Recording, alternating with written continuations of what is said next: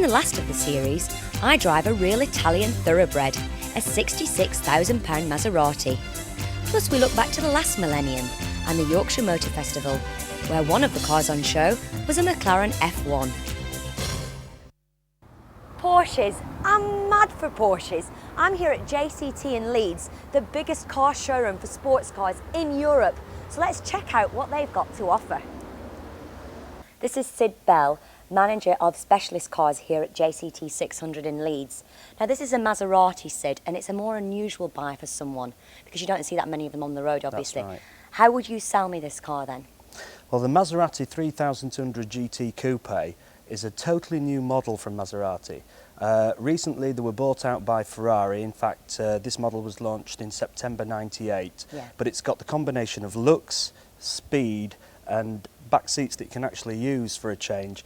0 to 60 of about 5 seconds and a top speed of 175 mile an hour. Wow, so you could get a good speeding ticket in this car then? You certainly could, but it's also a usable car, with the back seats being big enough for children or indeed adults. A lot of the competitors, the back seats are just really for shopping basically.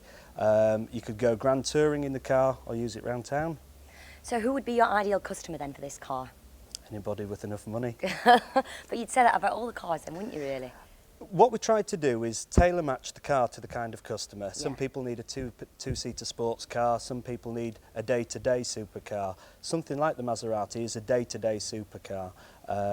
You may choose to go for a Ferrari, which is a two-seater car, or indeed in the same establishment we've got Porsche as well. So we have to talk to the customer, find out their requirements and find a car that suits what they need, although a lot of our customers have several cars from different stables anyway. So would you say that people know exactly what they're looking for before they come into the showroom then? People have generally arrived at the showroom with an idea of what they want, and then it's for us to fine-tune it and make sure that we sell them the right car, because it's not about selling one car, it's about building a relationship with the customer. Probably we'll end up getting the cars back, they'll change flavours, next time we'll go, right, I fancy a different colour, or maybe this time we'll go for the Maserati or the Porsche or whatever. So it's a matter of building up relationships. It's not just about selling a car and getting them out the door. So how would you know if someone was a real potential customer or just trying to take you for a ride and drive a nice car? It's difficult. The first thing you mustn't do is prejudge, because we can get people coming in here dressed like builders, but they may own the building company. Or you get somebody turns up on a motorbike, but he may just be on his day off and he's the chairman of a company. So you never judge a book by its covers, but through talking to people, qualifying their needs, what they're driving at the moment, whether they've got a business, how they're going to fund the car, you will find out whether it's somebody just coming for a joyride or somebody that will potentially be interested in one of your products.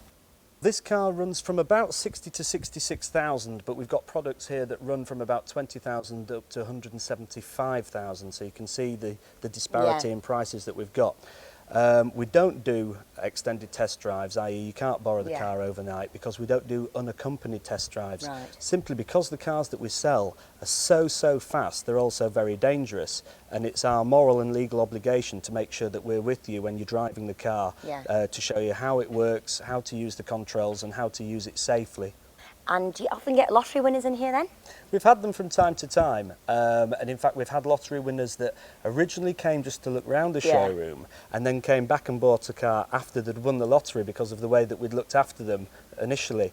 But if you were to pop into the showroom, it's not just about finding out how much money you've got. You may come in thinking you've only got a certain amount of money to spend, but when we look at the finances of it, you may be able to afford a car more expensive, or indeed sometimes people have come in wanting a car that's more expensive and we have to say, well, hold on, you probably maybe 1 or 2 years away from owning one of those. What about having one of these first? And we'll work our way into that. As I say, it's a relationship thing. I was going to say, but surely people who buy a £150,000 car just pay it off in one go, don't they? No. No? No.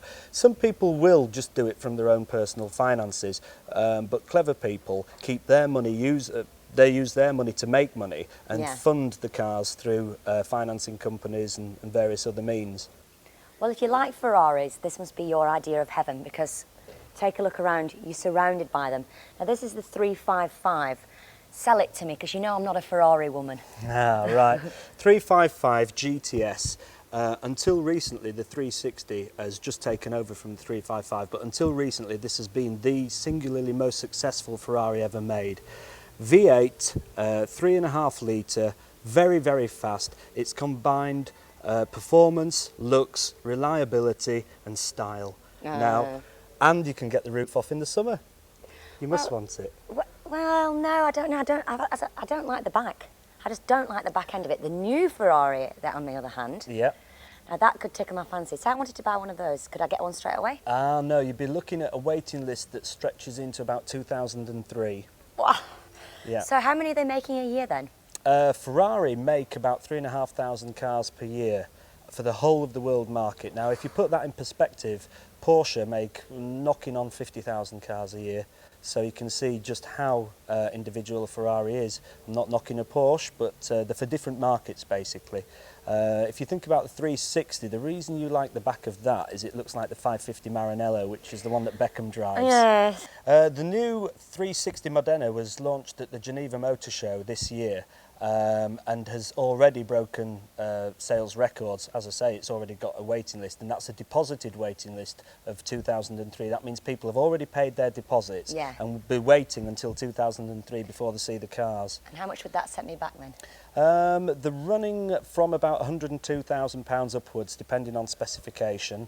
You may want to pick the F1 gearbox, which is the paddle change, like on Schumacher's racing car, or you may go for this 6-speed gearbox. It's totally up to you. So how much would this car behind us set me back then? This car behind us is about £90,000, which you would probably say isn't much less than it was when it was new. I was going to say, it's not even new. That's the thing. Ferraris have the best residual value of any car in the marketplace. And indeed, because the 360 is so popular and there's such a long waiting list, it's made the 355 retain its desirability. People are tending to order a 355 and then order a 360 for 2 to 3 years' time. So that's why they hold the money so well. So have you ever had somebody buy one day and bring it back the next day with a big ding saying, oh, my foot slipped, or I couldn't take a bend quite as well as I expected? Yeah, it has happened. But generally, if we do our job right and we take people out on a demonstration, then take them out again when they're collecting the car, just to show them the ropes, show them the dynamics of the car. Because the thing is, with a rear engine car, if you lose the back end, it's very hard to get it back under control. They have supreme grip in the dry, but they have exactly the opposite of that in the wet. So if a customer remembers that, they'll be okay. So what would you say is the essence of a Ferrari? It's hard to put your finger on it. Ferrari is an enigma. It's a childhood fantasy of most young boys. It's the racing heritage. It's the fact that it is the pinnacle of driving perfection. I can't put my finger on what it is, but when I drive one, the smile on my face, you get out of the car, you look back at it, it does it to you.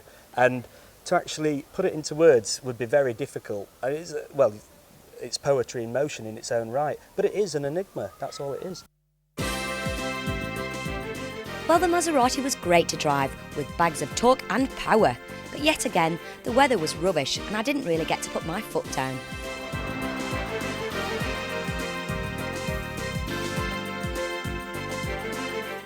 They've got loads of amazing sports cars in the showroom, from Lotus to Ferrari to Maserati, and more Porsches than lager drinkers at a German beer festival. Now, this is the biggest Porsche showroom in Europe, isn't it? That's right. You'll not find any sort of showroom that can probably touch this at the moment. We carry in the region of about 30 Porsches on display. Majority of Porsche showrooms are a little bit smaller and carry in the region of about 12 to 15, so you would be hard put to find a bigger showroom at the moment with Porsche. Well, you must shift loads of these then a month. How many do you get on average sales? Used cars we probably sell in the region of 20 a month.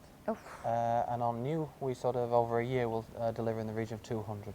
But that depends on people, because they've changed the number plates now from March and September. So we do still have the slight influxes around those times. But you're looking around 200 new cars a year. So who's your typical Porsche customer then? Well, we do sell cars to a vast range of customers, both young and old. I'm a Porsche woman. You're a Porsche woman. I am. I love the Porsches. Well, the Boxster is not a lady's car or a man's car. It's not. That's the beauty of the car. Both young men, older men drive the Boxster.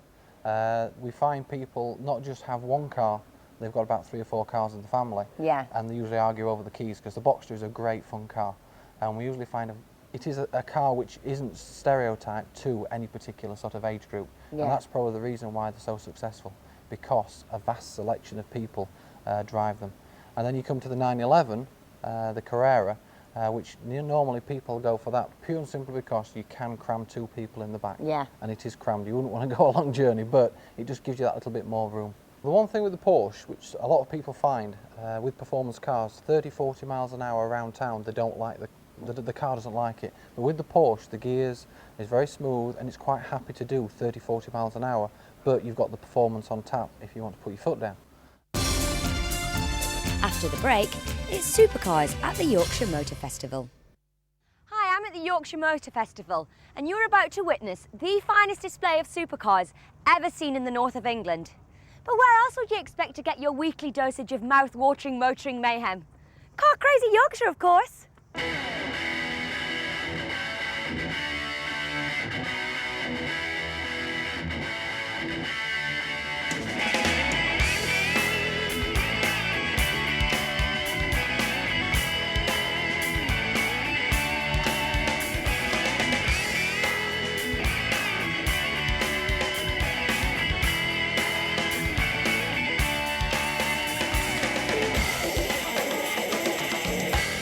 Hi, with me now I have Andrew, who's the show's organiser. Andrew, can you tell us a little bit about the show, please? Pleasure. The event is basically the largest motoring event ever to be held in the north of England.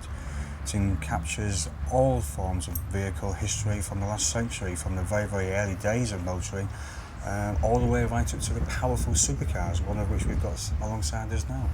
How long did it take you to organise the show? The actual event has been in organisation now for the past 15 months. We started it at the end of the last event, as we are already planning for next year's event now. How many years have you been organising it? This is the 3rd year it's happened, and this is the 3rd year I've been organising it. It's my baby. And it's a great success. Thank you very much, Andrew. Pleasure. OK, let me set the scene. It's a lazy Sunday afternoon and you're in the middle of an enthralling football match. All of a sudden, the wife asks you to pop out for a pint of milk. But you don't even want to miss a split second of the football. And in this Chrysler Voyager, you don't have to. Jeff Lenn, show us your toys. Oh, we've got toys and a half in here, Nicola. We can see TV, video, we can watch the games console. Everything's viewable in individual screens, even into the sun visor here, so you don't have to miss anything. We also have, don't forget the satellite navigation here, monitors built into the headrests with individual viewing. So somebody can in the back and on the games console and somebody can watch a video. And right at the back, a big monitor which motorises down aircraft style. So it's really like being at the movies on the move. So in other words, you can watch something different on every screen in the vehicle? Absolutely. Including the PlayStation, the video, the television. Correct. And you can even still plot your route on the map. On the navigation. Fantastic. It's cool. Thank you, Jeff. Thank you, Nicola. There were loads of great cars to see, but one we couldn't miss out on was the ultra cool and exclusive McLaren F1. And with me is Chris Palmer, who owns this F1 McLaren. And now, just out of interest, Chris, what was your first car? Vauxhall Viva with a Magnum engine. Right, and I noticed you've moved on, and then what happened from then? Got very interested in sports cars. Bought a TR6 and moved onwards and upwards from there. I was going to say, because your wife told me that your whole family, your father got you into the sports cars when you were a little boy. That's right. And you He's to blame. He's to blame. He's to blame. Right, now, tell us a little bit about the car. I can see that all the parts open up and the exhaust pipes are actually gold-plated. No, the exhausts are all titanium Inconel. Right. All the engine bay is lined in gold because apparently it's the best heat reflector in the world. Oh, right. Stops the heat percolating through into the cabin and basically cooking everybody. So, I do realise that this is a very special car, and do you find that you can't take it certain places because of little things being stolen off it, or what do you do for personal security? I'm not asking how to nick the car. I don't use it very often. Obviously, we try and sort of get away in it odd weekends and things to various car shows. You tend to find that at most car shows you've got plenty of enthusiasts there. They tend obviously just to be interested in the car. Right. So it's not too bad a problem. So tell me, Chris, what is it like to drive? Very quick. Very, very quick. What is it? What's its 0 to 60? Just over 3 seconds. 3 seconds. And top speed? 241 miles an hour. Right. So is it common for... I know the middle seat is a typical of a race car. Is this the only road-built car that actually has a seat in the middle?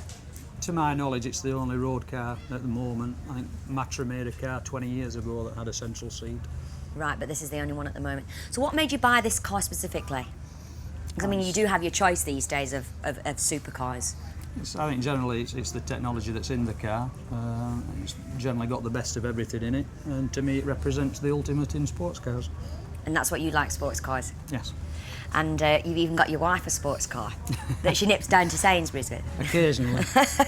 So it's got loads of luggage space and everything, so you could really go on quite a journey in this car, couldn't you? Yeah, you can use the car certainly for weekends away. It's got fitted luggage. It holds quite a bit of luggage in the side panniers, so it's quite practical. Far more practical than some other sports cars I've had. Yeah. Where do you have it? Do you have to have it serviced regularly? No. You don't? No, it's a BMW engine, which is a very potent, reliable engine. Anybody who can service a normal M-powered car can do routine servicing on the car. Oh, right. But obviously if it's something major, which touch wood's nothing ever gone wrong with this car yet, it then does have to go back to McLaren. And where is that? It's in Surrey, walking in Surrey. And how long have you had the car? I've had this one for 12 months. And it's the car of your dreams? Pretty much, yeah. It does everything I want it to do. And more? And more. Most of the features on the car are very specific and special to the car. They told me also it's the greenest engine in the world, it's the cleanest engine in the world, besides being the highest specific output per litre. If you want to walk around the car, I'll happily show you around, point some features out. Right, can I just ask you, you said it was custom, it's custom made occasion. Was this car actually custom made for you? No, this car I think originally belonged to Prince Faisal of Saudi Arabia. Oh, right. And did you... Who never drove it. Never ever? Never drove it. So why did he buy it? Just to say he had a McLaren in the garage? Unfortunately, some people do tend to buy cars which are reasonably special. They buy them for what they are rather than to use them. Right, would you like to show me around the car? Certainly. Thanks. Then you've got your two luggage panniers. Sorry. One this side, one the other side with the fitted luggage. And this panel here opens up. That's all the electrics of the car. There's a little modem link there, which you plug the modem link into, which downloads all the information back to McLaren's base at Woking. Oh, right. As far as I know, it's the only road car in the world that's got that feature. As you can see, central driving position, so the car seats 3 people, if indeed you wanted to take 2 passengers. Like I said, that combined with the 2 luggage compartments gives it a very, very good luggage carrying capacity.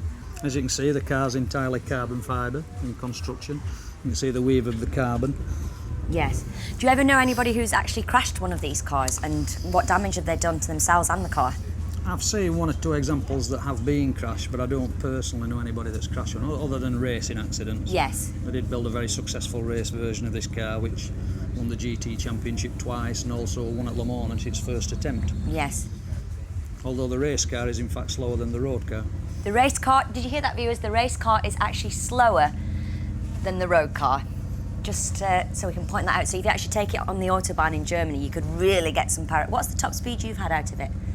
70 miles an hour. Oh, of course, of course.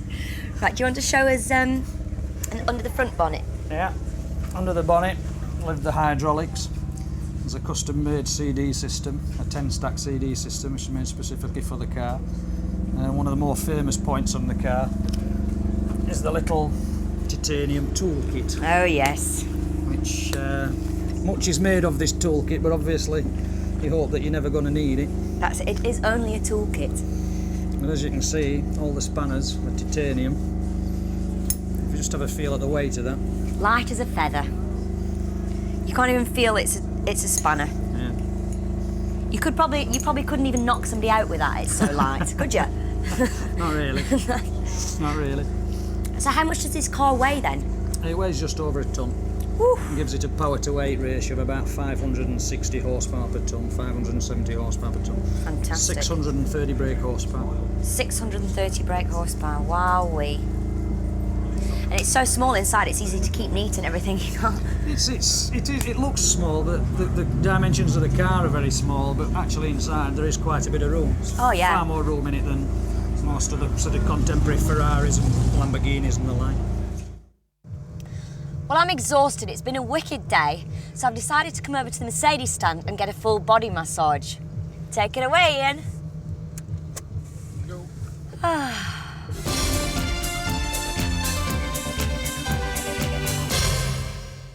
Hi, we're Car Crazy again. Now you wouldn't think so looking at the plane behind me, but we're at the Army Transport Museum in Beverley and we're going to be looking at vehicles of Army history for over the past 100. We're at the Army Transport Museum in Beverley and we're going to be Hiya,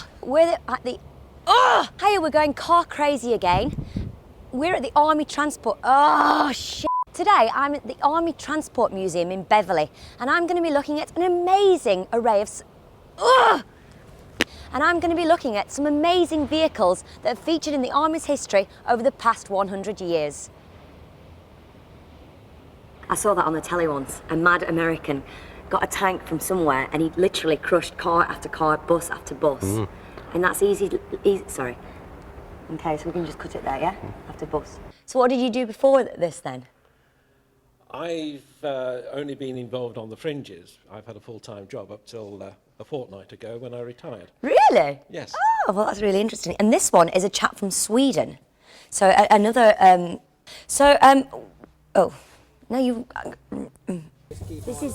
This is Paul Davis, one of the marshals here today at Snowgate Head on the Land Rover off-roading. It's a CCV. Okay, this is Peter Davis, one of the marshals here today. Peter, what is this event? Pete, oh Christ. So why do you still do it? I really enjoy it. I'd much rather do this and be out in the fresh air than sitting at home, watching television, being a couch potato. So do you win any of the races? Sorry. Of the what? Trials, is it? Trials. Okay. These are trials, not races. Okay. There's a distinct difference. Okay. So do you win, So have you won any of the, bloody hell. Have you actually won any of, oh God, I can't get that word out. Won any events, you're trying to say. Okay. Right, well, can we have a look under the engine? Well, this is the engine at the back, yes. Take that again. Now, Rodney, shall we take a look under the bonnet? Okay. Great. First of all, though, could you tell us a little bit about the Angel of Ecstasy? Spirit of Ecstasy. That's it. So what's happening there? I mean, I know that in 2002 you were telling me earlier that they can actually use the name, or what were you saying, Rodney?